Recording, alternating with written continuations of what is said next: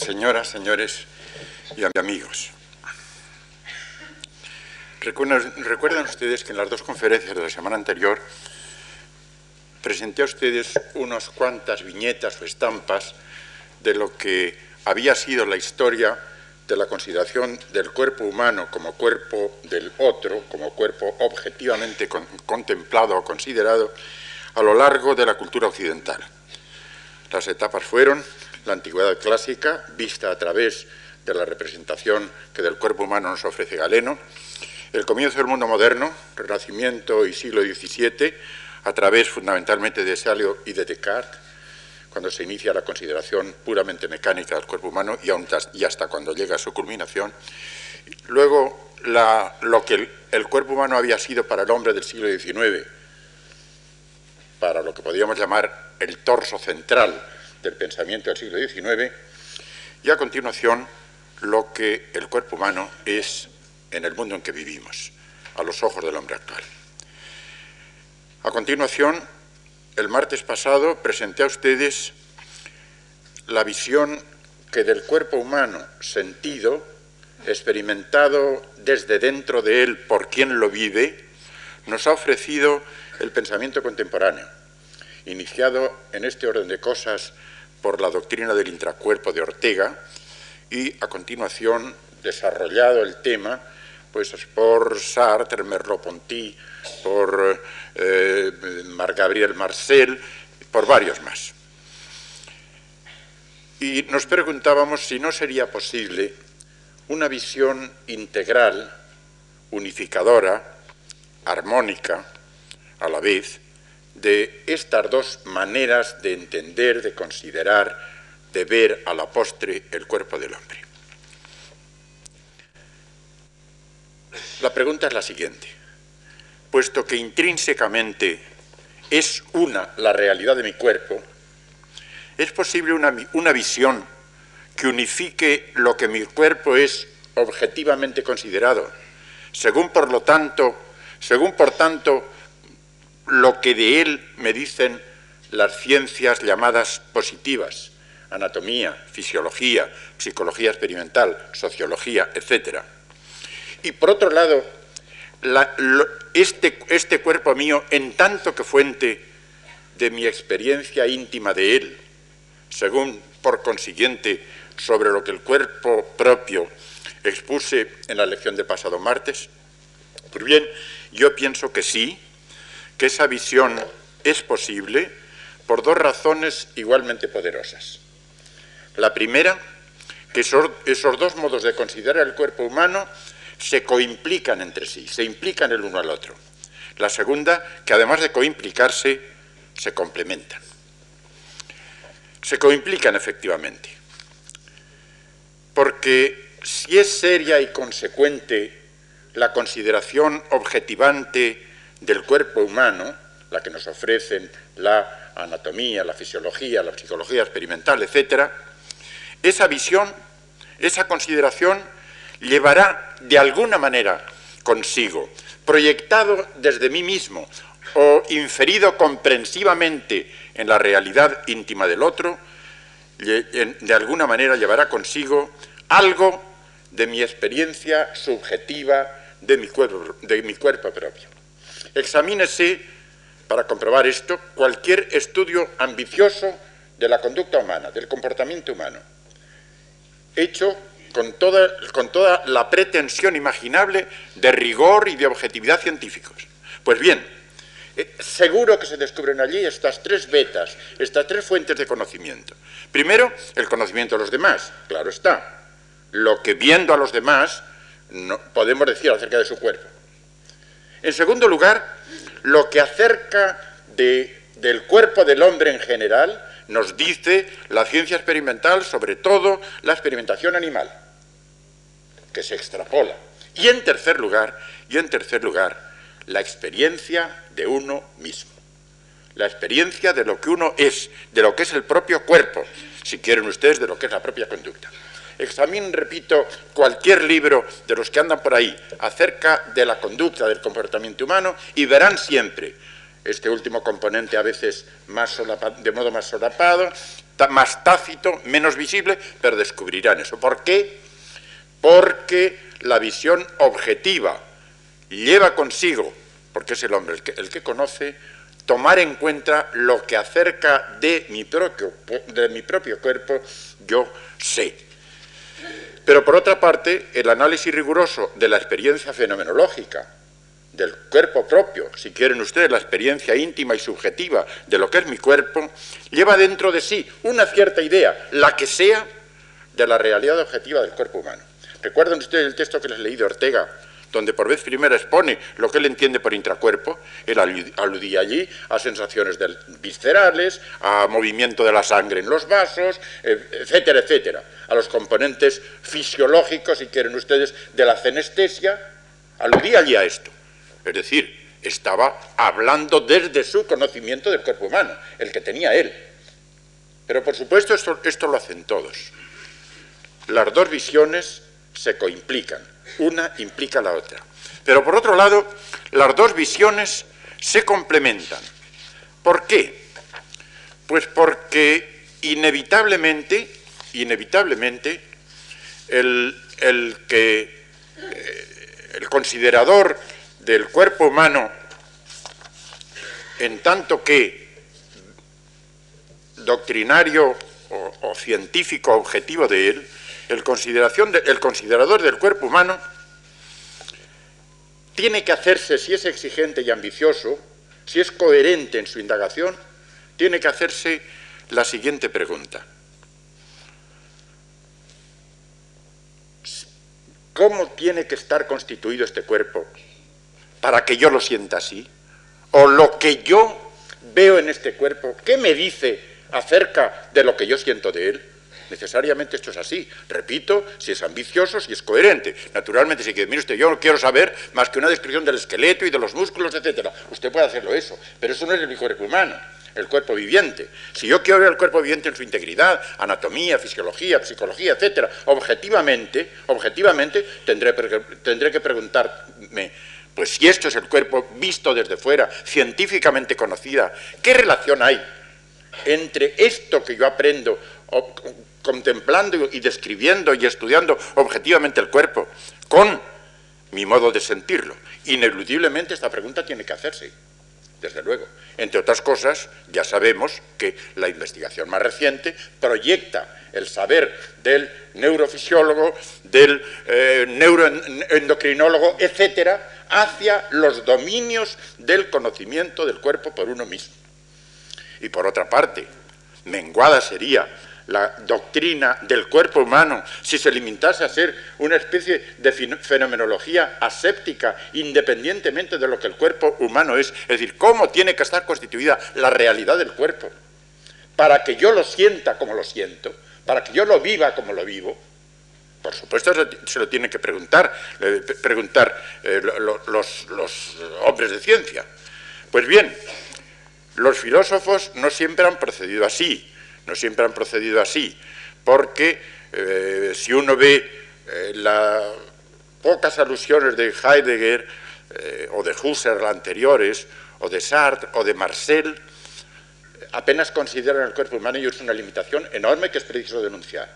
Solo con posterioridad a ellos, un Merleau-Ponty, más preocupado por el conocimiento científico, y más recientemente, debo decirlo, un joven filósofo y médico argentino, excelente amigo nuestro del grupo, en fin, que más o menos en torno a mí trabaja, el profesor Mainetti, en esta dirección se mueve, completando la pura fenomenología de los autores que acabo de citar. O, por otra parte, piensen ustedes en lo que decía como contrapartida. El neurofisiólogo exigente, hoy un Pribram, un Smithis, un Eccles, tantos y tantos más, todos ellos se hacen la pregunta: ¿cómo tiene qué me dice lo que yo sé estudiando objetivamente el cuerpo humano y su funcionamiento neurofisiológico para que yo y todos los hombres lo sintamos como lo sentimos?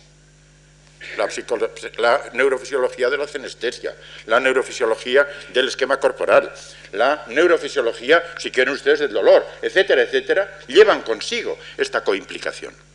Entre nosotros ha habido un libro llenísimo de documentación y de inteligencia, el del doctor Roz Carballo, que se titula Biología y Psicoanálisis, que es, desde otro punto de vista, un ejemplo de lo que acabo de decir. Ahora bien, si estas dos visiones, la objetivante y la subjetiva del cuerpo humano, por una parte se coimplican, por otra parte se complementan, ¿en qué se complementan? Es evidente, es obvio. Se complementan en la unidad psicoorgánica del individuo humano, en el conocimiento del individuo humano como unidad psicoorgánica que naturalmente me ofrece puntos de vista para considerarlo. En ella, el organismo, como dice muy afilada y profundamente Zubiri, en ella el organismo es corporeidad de la psique, digo, unidad psicoorgánica del individuo humano. El organismo es corporeidad de la psique, y la psique, formal y constitutivamente corpórea, es corporeidad de su organismo físico-químico. Es decir, esta es la unidad en la cual se integran las dos visiones del cuerpo humano. Consecuentemente, es preciso deshacer un error que circula por los libros de psicología y, por supuesto, de medicina psicosomática o de psicopatología, etcétera, etcétera. Hablar de acción o influencia del alma sobre el cuerpo y del cuerpo sobre el alma. Es decir, las emociones, los movimientos del cuerpo producen emociones, las emociones producen alteraciones orgánicas. Esto es un mal planteamiento de la realidad. No es esto lo que ocurre. Lo que de hecho ocurre es que un estado psicoorgánico, el que sea, influye sobre el siguiente. Y en el primer estado psicoorgánico lleva en sí momentos psíquicos y momentos somáticos y corporales unitariamente relacionados, fundidos entre sí. Pues bien, si esto es así, ¿cómo habremos de entender unitariamente el cuerpo con arreglo a estas premisas, a mi juicio, obvias e inexcusables? Entiendo que un breve ensayo de Zubiri, publicado hace pocos años, El hombre y su cuerpo, podríamos llamarle una réplica avant la lettre de un libro excelente por lo demás y cuya lectura recomiendo, publicado en castellano hace no muchos meses, el libro El yo y su cerebro de Popper y Eccles, libro, repito, excelente por su documentación riquísima, por su orientación en absoluto. Solo el título ya es inadmisible. ¿Qué es esto de el yo y su cerebro?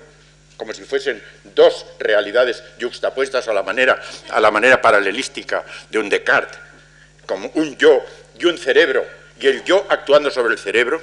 Esto, a mi juicio, no puede sostenerse. Pues bien, como réplica avant la lettre, decía, de este, por lo demás, excelente y valioso libro de Popper y Eccles, el breve ensayo de Zubiri, El hombre y su cuerpo, nos ofrece una pauta que luego desarrollaré personalmente yo, que a mi juicio permite entender unitariamente lo que nos importa, el cuerpo viviente en la realidad efectiva de su movimiento vital. Si quieren ustedes, digámoslo con una sola palabra, hoy tan en boga, el dar razón unitaria de la conducta del hombre, desde el punto de vista de su cuerpo.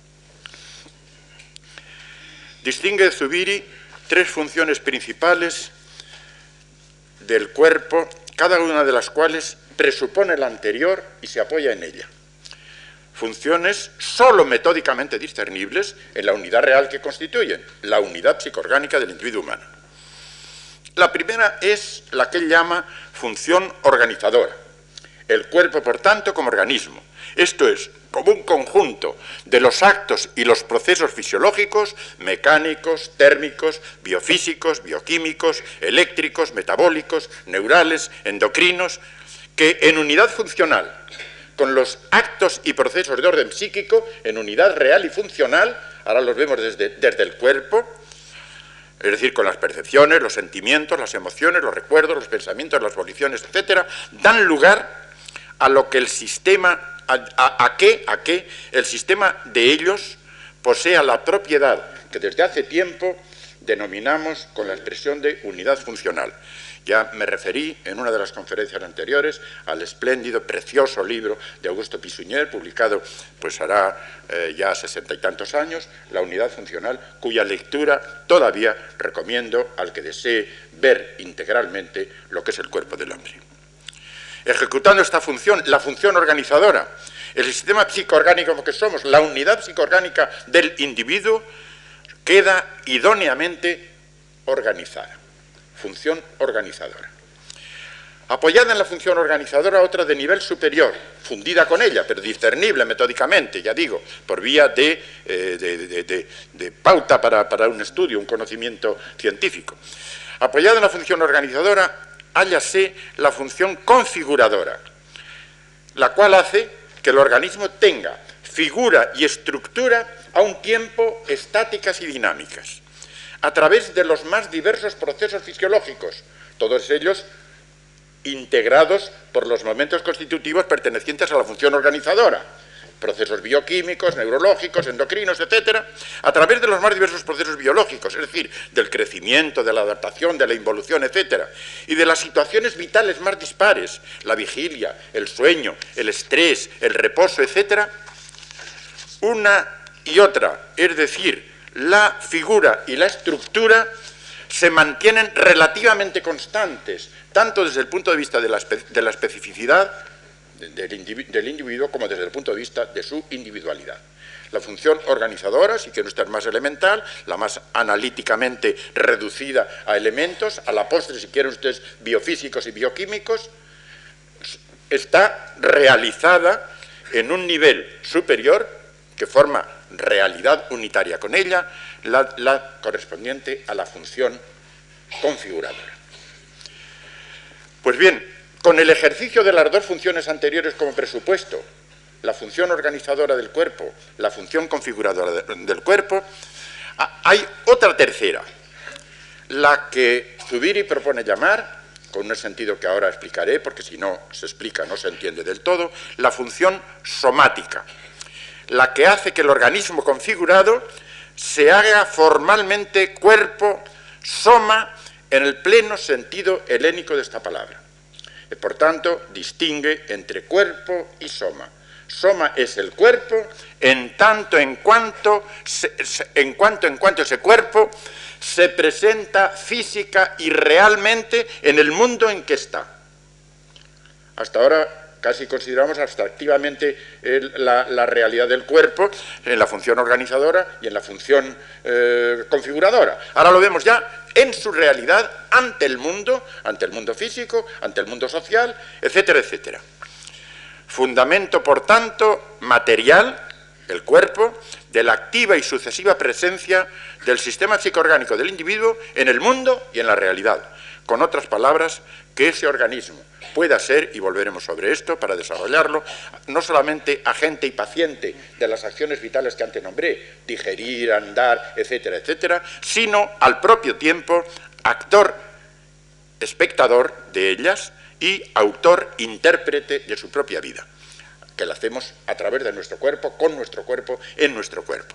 Que en definitiva, por tanto, que ese organismo otorgue consistencia mundanal como realidad del mundo y material a la plena realidad del individuo como persona. Naturalmente esto tiene problemas metafísicos en los que no voy a entrar, es decir, qué relación hay naturalmente entre individuo psicoorgánico y persona. Dejemos esto ahora. Nos importa considerar las cosas descriptivamente. Pues bien, no podría ser entendida ni descrita esta función somática, soma, repito, en el sentido plenamente helénico de la palabra, no podría ser entendida sin tener en cuenta tanto el contenido y la estructura de las funciones organizadora y configuradora, a las que por definición asume, como, y esto es lo que nos importa ahora, lo que la fenomenología nos ha enseñado acerca de la experiencia del cuerpo propio. No podría ser. Por eso dije que ese esquema puede ser, a mi juicio, una buena pauta como punto de partida para entender unitariamente la visión objetivante del cuerpo y el sentimiento subjetivo de él.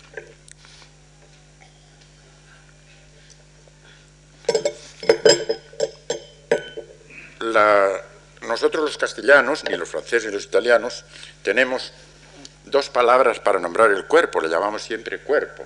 Los alemanes y los ingleses tienen dos. Nosotros decimos cuerpo y le llamamos al cuerpo del cadáver y al cuerpo viviente cuerpo. También los franceses. Los alemanes tienen Leib y Körper. Los ingleses tienen body y corpse, que por cierto, esta última palabra la restringen al cuerpo del cadáver. Pues bien, los términos Leib en alemán y body en inglés son los que más se parecen a esta condición del cuerpo como soma a que acabo de aludir. Es decir, cuerpo viviente en la plenitud de su vida y por lo tanto en la realidad y en el mundo, por lo tanto en su conducta. Pues bien, como decía antes, vamos a intentar, a la luz de un ejemplo, que será al propio tiempo sencillo e ilustre, a la luz de un ejemplo vamos a intentar una intelección unitaria del cuerpo humano desde los dos puntos de vista, según esta pauta y según los desarrollos que de ella les ofreceré a continuación. La escena, sencilla y prestigiosa, es la entrada de Sócrates en la palestra de en una de las palestras de Atenas a su vuelta de la batalla de Potidea, tal como nos la relata Platón en uno de los diálogos menores de su genial obra, titulado con el nombre del protagonista Cármides. Un griego diría Carmides, pero entre nosotros es habitual decir Cármides, y a eso me atengo. Vuelve Sócrates y cuenta él habla. Había vuelto la víspera del campo de Potidea y mi larga ausencia me dio el deseo de ver los parajes que tenía el hábito de frecuentar. Me fui pues a la palestra de Taureas, junto al santuario de Basilea. La compañía, la gente que había allí era muy numerosa. Desconocidos, amigos que no me esperaban. Más lejos que ellos me vieron y se dirigieron sus saludos. Querofón, siempre un poco loco, saltó del grupo y corriendo hacia mí me tomó de la mano. Sócrates, ¿cómo has salido de la batalla? Una batalla, en efecto, se había librado en Potidea, poco antes de mi partida de ella, y aquí no habían llegado más que noticias vagas de la batalla. Pues como tú ves, aquí estoy. Se cuenta en Atenas que en el combate hubo muchos muertos, pero no son inciertos esos rumores. Y tú te encontrabas allí, por supuesto, allí me encontraba. Siéntate y cuéntanos todo esto. Se sienta. Diciendo estas palabras, vemos el cuerpo de Sócrates, dice, me arrastra y me hace sentar cerca de Critias, otro amigo, viejo amigo, eminente patricio de la Atenas de la época, hijo de Calescros. Me siento, saludo a Critias y me piden noticias acerca de la batalla que yo les di. Y en respuesta a las cuestiones que me formulaban, yo también les hice las mías, cuando este tema ya quedó agotado, lo de la batalla. Les interrogué a mi vez por las cosas de Atenas y qué era en Atenas de los filósofos, cómo les iba a los filósofos en Atenas. Y entre las gentes jóvenes, entre los jóvenes, algunos se distinguen o bien por la ciencia, o bien por la belleza, o bien tanto por la una como por la otra. En lo tocante a la belleza, Sócrates, vas a jugar tú, por ti mismo, enseguida. Porque los jóvenes que tú ves, y están entrando en grupo, es una escena que se podría construir cinematográficamente o teatralmente, en la puerta de la palestra están entrando un grupo de jóvenes, los jóvenes que están entrando en grupo, que tú ves entrar, son los precursores y los amantes del que pasa hoy por el más hermoso. Y yo creo que el mismo no estará lejos por lo que vemos. ¿Y quién es este? ¿Quién es su padre? Etcétera. Entonces es hijo de tal y tal. Te dice, y es tanto como decís este adolescente, vas a poder juzgar por ti mismo, de su edad y de su aspecto. Cuando decía estas palabras, Cármides entró. Para mí, querido, dice Sócrates, yo soy mal juez en esta materia. No tengo medida exacta. Todos los jóvenes me parecen hermosos. Cualquiera que sea el aspecto de ellos, me parecen de una estatura y de una belleza admirables. Y yo creo ver que todos, en Cármides que entraba, que todos estaban como enamorados de él, a juzgar por la agitación y la emoción que se apoderaban de entre ellos a su llegada. Otros adoradores le seguían. Pase, dice él, esto en nosotros, los hombres ya hechos, pero que esto lo hagan hasta los niños, dice él, que le miran con los ojos clavados en él, hasta los más pequeños, esto que le contemplen como se contempla una estatua, esto ya no es tan corriente, y así le miran. ¿Qué piensas tú de este joven Sócrates?, dice Crefonte. Su cara, su rostro es bastante bello, maravilloso, le respondo. Pues bien, si él consintiese en desnudarse, tú no tendrías más que ojos para su cara, para su aspecto, porque tal es su belleza perfecta en todos los puntos. Todo el mundo se asintió a la opinión de Crefonte. Por Hércules, grité yo, Sócrates, he aquí, por lo cual también podría desafiar a otros rivales, pues que yo añadiría otra pequeña cosa. ¿Cuál?, dice Critias, la belleza del alma. Es un mérito, mi querido Critias, que tiene uno derecho de esperar de los que pertenecen a tu casa, porque era pariente. Pues bien, empecemos a desnudarle el alma. Y entonces propone Sócrates lo que va a ser el tema del diálogo, un coloquio con él sobre un tema que va a conducir al problema o al tema de la sofrosine, de la serenidad del alma, que es la materia del diálogo. Dice, porque este hombre, dice Critias, ama la filosofía y además está también muy dotado para la poesía. En fin, que tiene, por decirlo así, todas las virtudes. ¿Y tú crees que querrá venir con nosotros? Por supuesto que sí, basta decírselo. Más le diré, porque sé que no está bien, que tú le vas a ofrecer un remedio para curarse el mal de cabeza, el dolor de cabeza. Así fue. Llegó y fue la ocasión de una escena muy divertida. Cada uno de los que estaban sentados se puso a desplazar, a rechazar a su vecino con todas sus fuerzas para hacer lugar, para dejar sitio al recién llegado. Y tanto es así que uno de los extremos del banco fue desplazado de él y al otro le hicieron saltar. Cármides tomó lugar, tomó asiento entre Critias y yo. En este momento, querido, no me sentí cómodo y no miré más y no conservé más aquella seguridad que yo tenía en mí, con la cual pensaba sostener el diálogo con Cármides. Pues le había dicho Critias que yo era poseedor de un remedio, etcétera, etcétera, etcétera. Cuando volvió hacia mí una mirada que yo no sabría decir cómo era, y me hizo un movimiento como para interrogarme, todos los asistentes se vinieron a colocarse en círculo en torno a nosotros. Y entonces, dice Sócrates, me advertí que por la abertura de su clámide, una belleza que me inflamó y perdí la cabeza. Y pensé que Fidias era un gran maestro en amor cuando daba esta opinión a un amigo a propósito de un bello niño. Cabritillo con cara de león, ten cuidado de no hacer tu parte. Y me pareció que yo era la víctima de un encuentro enteramente semejante. Bien, entonces ya dice que cuál es el remedio, él lo dice en un párrafo muy interesante para el nacimiento de la medicina por persuasión, muy interesante, pero en fin, esto es lo que no nos importa ahora. Lo que nos importa es esa escena. Otras tantas podía considerar. Me ha parecido que no estaba mal comenzar por razones, qué sé yo, de prestancia histórica, con esta escena, donde vemos a Sócrates, a través de lo que él dice, vemos a través de sus palabras, y podemos reconstruir la escena visualmente, un cuerpo que entra en una palestra, que se sienta en un sitio, que asiste a lo que está pasando en torno a él, que hace que se siente el otro junto a sí, que toma postura frente a él, un cuerpo que hace determinadas cosas y pronuncia determinadas palabras. Pues bien,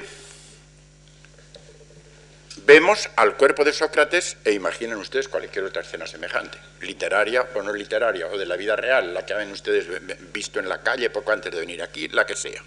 Un cuerpo que se conduce de una determinada manera, conducta conocida, por supuesto, reiterándolo, a través del cuerpo. Ahora bien, ¿cómo la entendemos? ¿Cómo aquello tiene sentido para nosotros?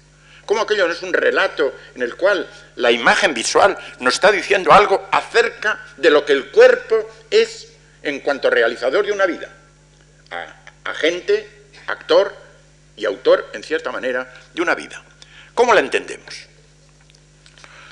Hace ya algún tiempo que he propuesto, pues, como método para conocimiento de la realidad del hombre, de la realidad que tenemos delante de nosotros, el método que yo he llamado conductismo comprensivo. Conductismo era dando una vieja palabra que, como sabes, viene de la psicología de Watson, en fin, que viene después de Skinner y tantos más. Conductismo en el cual la vida del hombre, y se quiere el psiquismo, el conductismo es una escuela psicológica, se conoce a través de lo que es la conducta tal como yo la puedo ver y describir de una manera puramente objetiva. Conductismo, pues, punto de vista absolutamente defendible, a condición, claro está, de no hacer de él un reduccionismo. El hombre no es más que los conductistas dicen de él. Cuidado, el hombre es, o cada hombre es, lo que un conductista dice de él, pero no esto solo. Cuidado con los reduccionismos de esto no es más que. Es una de las grandes lacras del hombre de ciencia, del pensamiento que quiere ser científico, el reduccionismo. El decir esto es una cosa, pasar del esto es una cosa a decir esto no es más que una cosa. Hoy la ciencia está curada de esto, en fin, y a la cabeza de las vías por las cuales ha salido pues el principio de complementariedad de Bohr. Esto es o una onda o una partícula. Pues mire usted, esto no es más que una onda, esto no es más que una partícula, esto es las dos cosas a la vez, dependerá del método con el cual usted la estudie. Pues bien, conductismo sí, pero conductismo que a mi juicio pues no conduciría a término satisfactorio si no fuese a la vez comprensivo, por lo tanto no solamente explicativo, sino comprensivo en el sentido que estas palabras tienen desde el que acuñó su diferencia, la diferencia entre las dos, Dilthey, a fines del siglo pasado y comienzos de este, entre los términos en alemán erklären, explicar, y verstehen, comprender, entre erklärung, explicación, y Verständnis o Verstehen como infinitivo sustantivado, comprensión. Bien sé yo que hace bien pocos días, semanas nada más, los españoles podemos tener a nuestra disposición para leerla una doctrina que supera desde luego la contraposición diltheyana, una teoría del comprender más amplia, con fundamentos mucho más profundos, que es la que ha ofrecido en su libro Inteligencia y Razón Zubiri. Pero no entro en ella. Me atengo a esta visión, que evidentemente es superable, pero evidentemente no falsa. ¿Qué es la explicación? ¿En qué consiste un conocimiento explicativo? A un conocimiento según el cómo y el por qué. Si yo pregunto, ¿qué es conocer científicamente la digestión del estómago? Pues mire usted, es saber cómo se produce la llegada de los alimentos al estómago, cómo el jugo gástrico actúa sobre ellos, por qué los componentes del bolo alimenticio susceptibles de digestión gástrica son atacados allí por tales enzimas, etcétera, etcétera. Un conocimiento científico que nos da cómo y por qué. Causas, por tanto, eficientes y en buena parte formales. Pero eso nos dice algo que frente a la vida en general y a la vida humana en particular no dejamos de preguntarnos. No un conocimiento por qué, un conocimiento para qué. ¿Y esto para qué? El conocimiento del sentido, El conocimiento del sentido es la comprensión.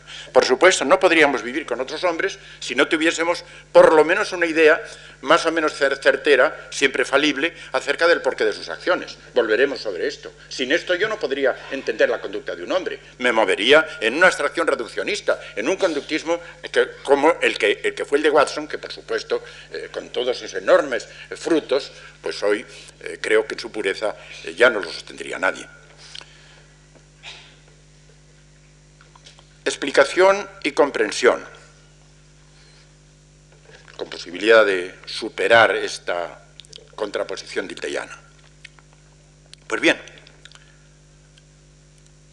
mediante ese conductismo explicativo, claro está en primer término, y comprensivo, ¿cómo puedo entender yo la conducta de Sócrates?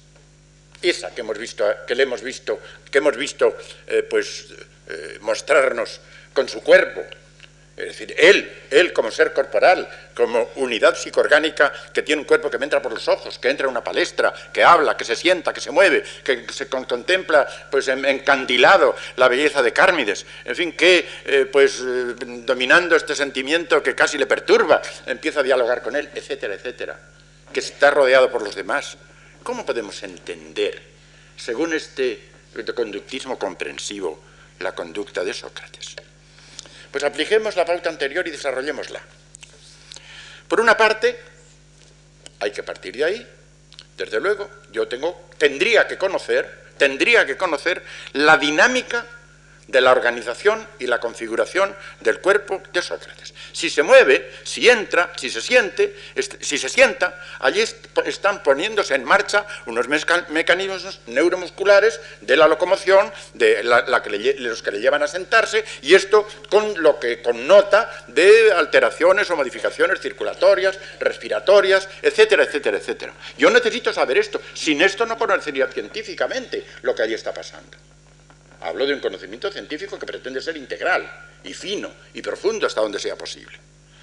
Conocer los mecanismos neuromusculares, endocrinos, biofísicos y bioquímicos, etcétera, etcétera, de la organización y la configuración del cuerpo que está ante nosotros moviéndose y cuya conducta tratamos de entender.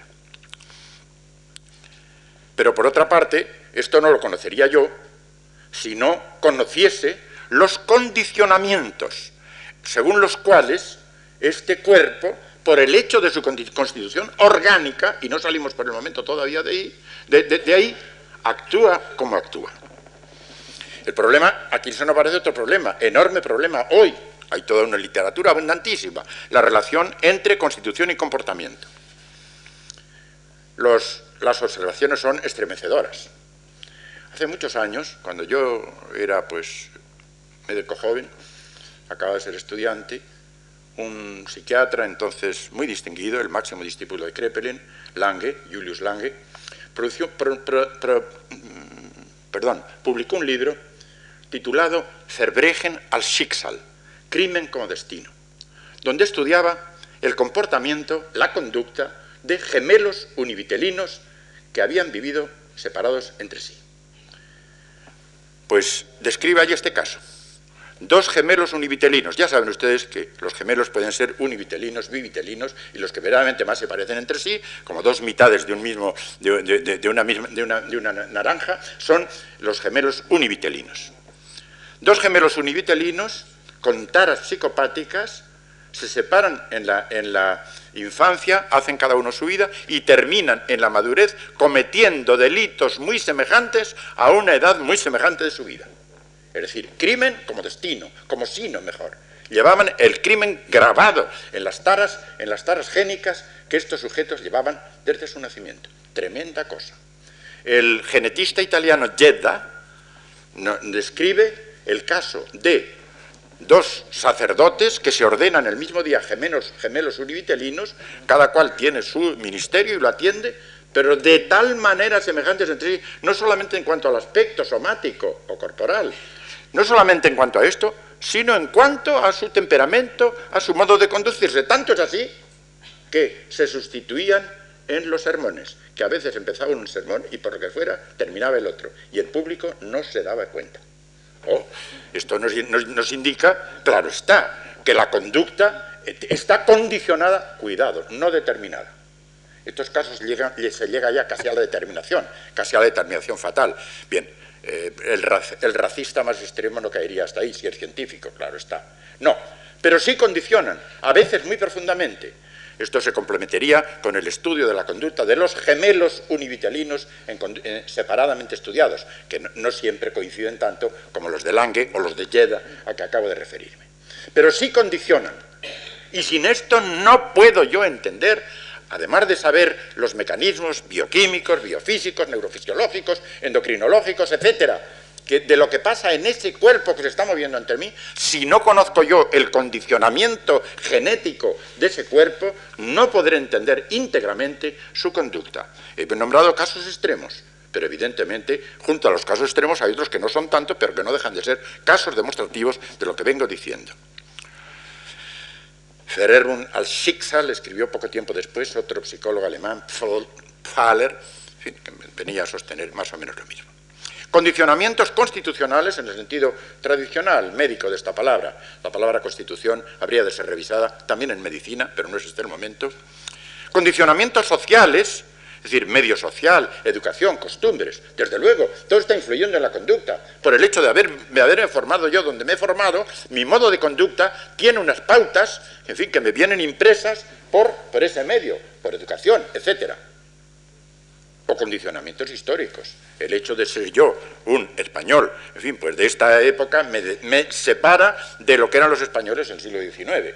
Estoy condicionado históricamente, socialmente, históricamente, biológico-constitucionalmente, está condicionada la función organizadora y la función configuradora de mi organismo, de mi cuerpo, en cuanto que ese cuerpo es, y ese organismo, agente y al propio tiempo paciente de lo que hace. Yo soy agente de mi digestión y al propio tiempo experimento pasivamente mi digestión. Si es buena, pues lo sentiré gratamente, si es mala, desagradablemente. Soy agente paciente, el organismo es agente paciente de esta función organizadora y de la función configuradora. Ahora bien, yo no podría entender la conducta sin estudiarla desde el punto de vista de algo que pertenece unitariamente a lo que estoy diciendo, es decir, la dinámica de la función somática de su cuerpo, según la cual el cuerpo del hombre ya hace algo más que ser agente de movimientos, de funciones digestivas, de acciones fisiológicas de todo tipo, etc. Hace algo más. Hace lo que estamos viendo aquí en Sócrates. Está siendo actor de lo que él hace. Se mueve, como diría Calderón, en el gran teatro del mundo, en este caso el pequeño teatro de una palestra. Está siendo actor, y todos lo somos. Yo soy ahora mismo actor ante ustedes. Estoy haciendo un papel ante ustedes, un rol, como diría un sociólogo. Estoy haciendo el papel de dar una conferencia, pues como buenamente puedo, o lo mejor que puedo, ante ustedes. Estoy haciendo este papel, soy un actor. Y al propio tiempo que actor, como uno es agente y paciente, es a la vez actor y espectador de sí mismo. No solamente soy yo actor de lo que estoy haciendo, y mi cuerpo es un personaje que está actuando ante ustedes, pero yo, de una u otra manera, imagino, aunque no piense en ello, cómo me ven ustedes a mí, y esto actúa en mi modo de comportarme. Soy actor y espectador. Y Sócrates lo está mostrando clarísimamente, es un actor, un actorazo, tal como nos cuenta su conducta. Y al propio tiempo un espectador, porque está viendo todo lo que él hace, cómo repercute en los demás, cómo lo contemplan. Esto ya pertenece a esa función somática de presentación del cuerpo en la realidad y en el mundo. Pues bien, por una parte, repito, una doble acción de actor-espectador, por otra parte, y esta ya es más honda, más íntima, más esencial, la doble condición de actor e intérprete o hermeneuta, intérprete no en el sentido de actor, sino intérprete de hombre que interpreta lo que es, lo que hace. Sócrates ahí está siendo autor de sí mismo, porque ha hecho lo que ha querido ir a la palestra, y con un medio con el que no contaba, donde va a venir un joven hermosísimo llamado Cármides, hace lo que quiere, que es llamarle, para hablar con él, etcétera, etcétera, etcétera. Entonces, Sócrates está moviendo su cuerpo ante los demás, ante Cármides, como actor y como espectador, pero al propio tiempo como autor, en cierta medida, de su propia vida. Autor del todo, nunca lo somos muy condicionadamente, pero somos autores en cuanto ejecutores de la libertad, de la creación de nuestra propia vida. Y al propio tiempo, no solamente hago mi vida, sino que tengo una idea de lo que esta vida es, de lo que esta vida representa, por lo tanto, me interpreto a mí mismo. Pues bien, si yo quiero conocer la conducta de Sócrates ya ahora así, y no solamente mediante los mecanismos físico-químicos, bioquímicos, neurofisiológicos, neuroendocrinos, etcétera, etcétera, de los movimientos de ese cuerpo.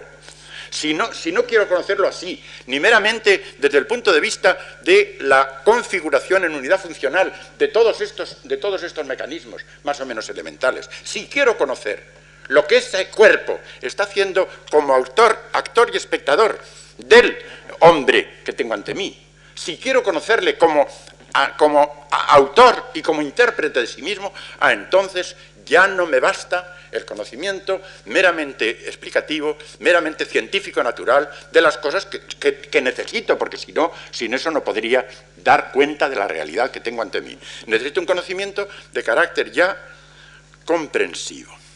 Entonces se me plantea el problema de la comprensión que asume la explicación a que antes me refería, la comprensión que va de la conducta a la biografía y a la persona.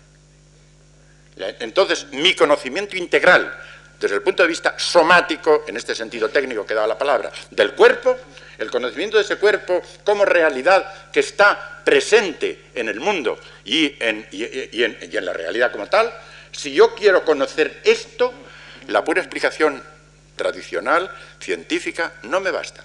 Necesito apelar a un conocimiento comprensivo, a un conocimiento que me dé el sentido de aquello que veo. ¿Y esto lo puedo conocer? Este es un problema que ya se presentó a fin del siglo pasado, que naturalmente lo abordó el propio Dilthey, y a continuación ha seguido vivo hasta la actualidad.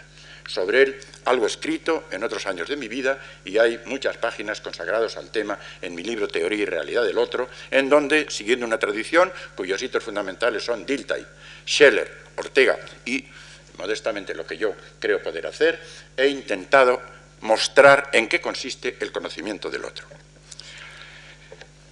Entonces, para conocer al otro he de partir siempre necesariamente del cuerpo y he de apoyarme siempre necesariamente en él.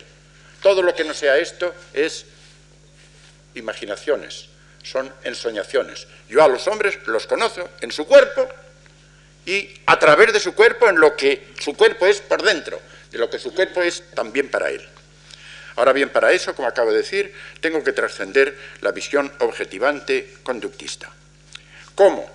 Repito que no voy a entrar en el tema es muy delicado, muy complejo, muy largo.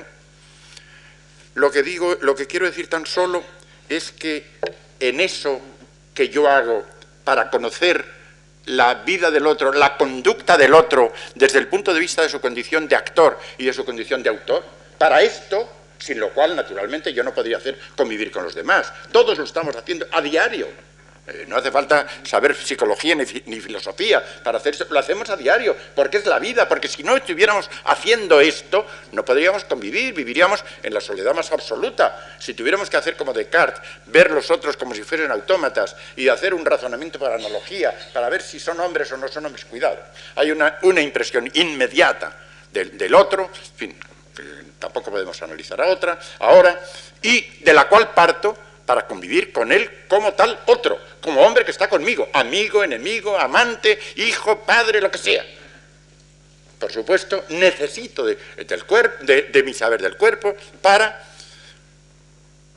no trascender el cuerpo, sino para entrar en el cuerpo hacia lo que el cuerpo es por dentro de él, para el que como tal lo vive, como tal cuerpo suyo lo vive. Pues bien, en este acto de entrar en él, que Dilthey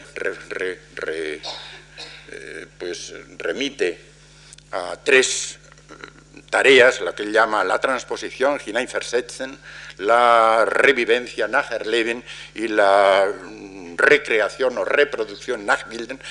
Y como esto tiene una tradición, cuyos nombres principales, como he dicho, son Scheler y, a mi juicio, Ortega. Hay muchos más, he destacado los que creo más importantes. En este acto hay algo que, a mi juicio, pues no ha sido subrayado suficientemente.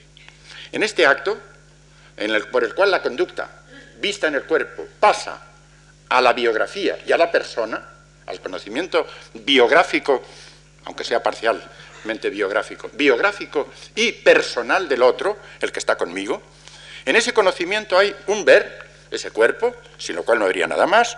Hay un saber, es decir, un saber acerca de lo que ese cuerpo es, saber más o menos científico según la formación de cada cual, y hay, unido con lo anterior, un creer, sin lo cual no habría una posibilidad de convivencia verdaderamente interpersonal.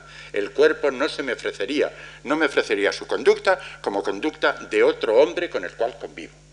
Si no hubiese, de una manera u otra, con acierto o sin él, esto es otra cosa distinta, no hubiese un acto de creencia. Hay, pues, por los dos polos, una visión notificante de ese cuerpo. Recurriré a otro ejemplo para salir del de Sócrates, pero en fin de cuentas referible también a lo que he dicho de Sócrates, una visión notificante y ya sé que las palabras suenan demasiado solemnes, trataré de desolemnizarlas, un acto de amor creyente. Piensen ustedes que salen de aquí y se encuentran con una persona conocida a la cual tienen por amigo o amiga, que se acerca a ustedes con aire sonriente, entreabriendo un poco los brazos para, al encontrarse con él, pues darse un abrazo como amigos. ¿Cómo estás? Hace tanto tiempo que no te veo, etcétera, etcétera. Yo veo venir a ese hombre con este ademán, con esa cara semisonriente, yo le tengo por un amigo, y entonces yo me acerco a él con la convicción íntima de que ese hombre viene hacia mí con ánimo favorable, amistoso, porque le gusta encontrarse conmigo y estar conmigo el rato que vamos a estar, porque le gusta. Ahora bien, cuidado, puedo estar yo absolutamente cierto de esto. Yo veo esa sonrisa, oigo unas palabras, oigo una entonación, oigo unos matices verbales, a veces extraverbales o paraverbales, que son a veces tan convincentes. Oigo, veo. Pero si yo me atuviese exclusivamente a esto, yo no podría estar nunca seguro de que aquel hombre hay esta complacencia íntima de encontrarse conmigo. Y no puedo estarlo nunca. Esto es grave, pero es así. Si yo no me apoyase creyentemente con el riesgo de equivocarme, y hay personas ingenuas que se equivocan muchas veces, benditos los ingenuos que se equivocan muchas veces en esto, que piensan bien de aquel que viene hacia ellos, los que no piensan metódicamente mal. Incluso los que piensan metódicamente mal, si llevasen hasta el extremo este pensar metódicamente mal, no podrían vivir. Es preciso que sobre la visión notificante se instale un acto de creencia, falible, por supuesto, que puede tener dos polos afectivos, uno amoroso, otro odioso. Yo me encuentro con uno que pone cara de perro cuando me ve y infiero que ese sujeto más o menos me odia. O pone cara, si no de perro, por lo menos de témpano súbito ante mí. Porque me odia de una u otra manera. Amor creyente u odio creyente son las dos actitudes extremas, en virtud de las cuales es posible una convivencia humana con el otro y es posible elevar a conducta humana, personalmente humana, todo lo que veo en el otro. Ahora bien, yo naturalmente no voy a someter a aquel sujeto a unos análisis fisiológicos, bioquímicos, etcétera, para saber lo que está pasando en él, naturalmente que no. Pero si quiero hacer una teoría de lo que es mi conocimiento del otro, lo que está pasando en la realidad del otro, habré de tener en cuenta la función organizadora, como antes he dicho, con todos sus elementos biofísicos, bioquímicos, fisiológicos, neurofisiológicos, neuroendocrinos, etcétera, etcétera, de lo que tengo ante mí. Habré de tener en cuenta cómo aquello se organiza en una unidad funcional que tiene una figura exterior estática y dinámica, la de aquel sujeto, que pertenece a una especie y él es un individuo dentro de esa especie, y además, esto a que me estoy refiriendo. La teoría debe comprender todo esto. Por supuesto, la vida real no exige esto, ni muchísimo menos. La vida real se hace, pues, un conocimiento, una visión notificante. Veo un cuerpo, sé que es real, en fin, sé que tengo de la idea que tengo según la educación que yo he recibido, pues, acerca de lo que son los cuerpos humanos, y con eso me muevo naturalmente, y tengo bastante para hacer mi vida. Pero si yo quiero hacer una teoría completa de la conducta, habré de tener en cuenta eso y los condicionamientos génicos, condicionamientos sociales, condicionamientos históricos de las conductas de cada cual. Y dentro de esto, como aventura, como osadía, sin la cual yo no podría vivir con otro, como tal, otro hombre, amigo o enemigo. Para vivir así necesito realizar un acto de osadía. La osadía que consiste en creer que lo que yo pienso por su apariencia externa es íntimamente verdadero. Platón habla en un texto muchas veces repetido del bello riesgo de creer.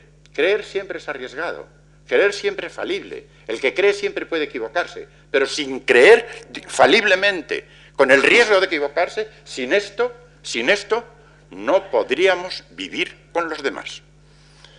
¿Qué es entonces el cuerpo visto en su integridad como realidad titular de una conducta plenariamente humana, plenariamente personal, a la cual yo no puedo llegar nunca de modo satisfactorio, siempre por vía de conjetura osada en la cual creo, nunca podré llegar? Y esto es lo que se dice que el hombre, en cuanto persona, no puede salir de una última soledad. Pero al propio tiempo está saliendo creyentemente a formas de convivencia que lo acompañan. Pero creyentemente. Si tuviese que decir, yo solo con evidencia total de aquello que me mueve a actuar así, actúo, ese hombre no haría nunca nada. Se quedaría hundido en la soledad radical del que quiere atenerse solo a conocimientos puramente evidentes, enteramente ciertos acerca de lo que hay. Como Ortega dijo, la creencia pertenece constitutivamente a la vida psíquica del hombre. Dejemos si es de las creencias religiosas, no se trata de esto. Se trata de que yo, si no creo que mi amigo es mi amigo y que sonríe al encontrarme porque es mi amigo, si no creo en esto, desde luego, no puedo convivir de una manera personal, no puedo juzgar de la conducta de ese hombre con plenitud humana. ¿Qué es entonces el cuerpo? Según esto, yo podría reducir esto a dos enunciados contrapuestos y extremos. Por una parte, luz. El cuerpo del otro es luz. El cuerpo del otro, por otro lado, de modo contrapuesto con relación a esto, es opacidad. Es luz. ¿Por qué? Porque a través del cuerpo del otro, de cualquiera, amigo, enemigo, hombre al cual yo veo, el Sócrates, ese, tan lejano de nosotros, que con los textos de Platón yo presentaba ante ustedes, cuando yo veo el cuerpo de otro imaginativa o realmente intuitiva y directamente, cuando yo veo el cuerpo del otro, ante mí está surgiendo una luz, la luz de algo que hay en ese cuerpo, que pertenece constitutivamente a ese cuerpo, cuya última realidad en relación con él no tendré por qué investigar, ni tengo por qué investigar ahora, que son estas dos notas: la inteligencia y la libertad. Si yo veo ante mí un hombre que no es una máquina, ni se mueve maquinalmente, ni se mueve como hipnotizado, sino se mueve con integridad de hombre y de persona, en ese hombre veo, en sus gestos, en sus movimientos, en su cuerpo, pero principalmente en sus ojos, en sus palabras y en sus manos, veo inteligencia y libertad. En sus manos habríamos de recurrir, pero apliquemos a nuestro caso el elogio de Galeno a propósito de la mano, porque ese hombre realiza la inteligencia que pertenece constitutivamente a su condición humana, la realiza pues en el momento de darme una mano inteligente y libremente, aunque sea a través de hábitos inveterados, pero cuando yo los ejecuto personalmente, los asumo con inteligencia y con libertad, y con su mano me está irradiando inteligencia y libertad. Con sus ojos, en sus ojos, no solo esto, y pronto veremos un texto ilustrísimo acerca de la hondura del proceso, con sus ojos me está irradiando también inteligencia y libertad. Y con sus palabras, aunque sean torpes, aunque traten de engañarme, porque traten de engañarme, el engaño es una forma superficial de la expresión, y veíamos el otro día que la expresión de la realidad es más profunda que la voluntad de ocultación de la realidad. Yo, aunque quiera engañar, estoy, para el que quiera verme, en fin, con ojos suficientemente comprensivos, analíticos y comprensivos a la vez, estoy yo irradiando inteligencia y libertad. Por una parte, repito, inteligencia y libertad. Por otra parte, opacidad. Porque el cuerpo es opaco. El cuerpo es opaco, el del otro, porque lo que es ese cuerpo cuando actúa libre e inteligentemente, yo solo puedo vislumbrarlo por un acto osado de convivencia creyente y a la postre amorosa u odiosa con el otro. Solo así. ¿Por qué? Porque el cuerpo tiene una dimensión opaca. Plotino decía que en el Empíreo, tal como él lo soñaba, el hombre sería todo. La imagen es hermosísima, se puede brindar a un pintor surrealista. Entonces, en la realidad del hombre, el cuerpo del hombre es un ojo que agota, mejor dicho, que realiza su condición de tal, viendo y siendo visto en transparencia. Así imaginaba Plotino que sería la vida de los bienaventurados, como ojos que ven y son vistos en integridad. Evidentemente, eso es una fantasía filosófica, hermosa por lo demás, pero los que andamos por esta tierra, evidentemente, no somos todo ojos que actúen y se conduzcan así. Somos ojos opacos, en cierto modo, para el que nos mira. Porque nuestro cuerpo es opaco también para nosotros mismos. Porque aun cuando lo sintamos, nunca entendemos los motivos de nuestro cuerpo. Canon habló de la sabiduría del cuerpo, the wisdom of the body, la sabiduría del cuerpo, expresión hermosa. Es cierto, el cuerpo tiene una cierta sabiduría y también la sentimos por dentro si nos analizamos. Pero esa sabiduría tiene fondos a los cuales no llegamos, no podemos llegar. El cuerpo del otro y el mío me son opacos. El cuerpo, podríamos decir, reduciendo esto a dos expresiones, a dos palabras que recogen esta contraposición, es a la vez fanal y misterio. El cuerpo humano es un fanal, que lo podemos ver con la luz del hombre de ciencia o con la luz del filósofo. Es un fanal, pero al propio tiempo un opaco misterio. Hay un texto de Hegel, al que me refería antes, que a mí, desde que lo descubrí, realmente, pues, cuantas veces lo he recordado, me conmueve. Cuando uno mira a los ojos de otro hombre, escribe Hegel, su mirada se sumerge en una noche terrible. Es la noche del mundo lo que se presenta ante nosotros. ¿Qué quiere decir esta noche del mundo de Hegel? A mi juicio, lo que se nos muestra es la fusión personal, real, unitaria de la naturaleza y la libertad. La estamos viendo en ese fondo que nos muestra libertad e inteligencia y al propio tiempo nos ofrece algo que en último término se nos muestra como impenetrable, como la noche del mundo, como decía con patetismo romántico estupendo el gran filósofo Hegel. Y así es el hombre con su cuerpo que algunas veces le hará decir, como el Calígula de Camus, la vida del hombre, la conducta del hombre, ¿qué es esto? Los hombres mueren y no son felices. Es verdad. Y el hecho de tener que morir nos inquieta, nos traspasa, porque nos hace morir nuestro cuerpo y nos hace vivir patéticamente, dramáticamente el misterio del cuerpo. Es verdad. ¿Y por qué no son felices? Bien, eso dice Calígula. Los hombres enteramente felices no son nunca.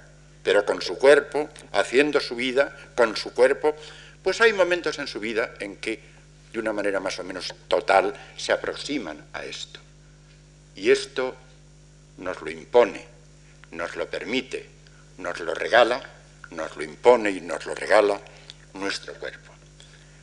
Le invito a ustedes a hacer su vida, pues, con experiencias de cuerpos que les sean amigos. Mejor yo les invito a procurar hacer su vida de tal manera que los demás se conduzcan ante ustedes amistosamente. Ustedes ante mí, teniendo la paciencia de escucharme a lo largo de 4 días, han mostrado una actitud, en algunos confirmadamente amistosa, en otros incipiente o posiblemente amistosa. Pues bien, por esa certidumbre que me dan, en la cual creo, muchas gracias.